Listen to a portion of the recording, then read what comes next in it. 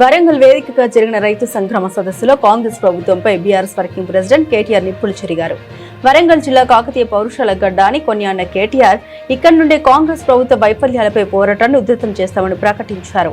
4 ఏళ్ల క్రితం వరంగల్లో కాంగ్రెస్ ప్రకటించిన రైతు డిక్లరేషన్ ఒక నయవంచన అని, అది కేవలం ఓట్ల కోసమే చేసిన కొంగ జొప్పం అని ఆయన మండిపడ్డారు.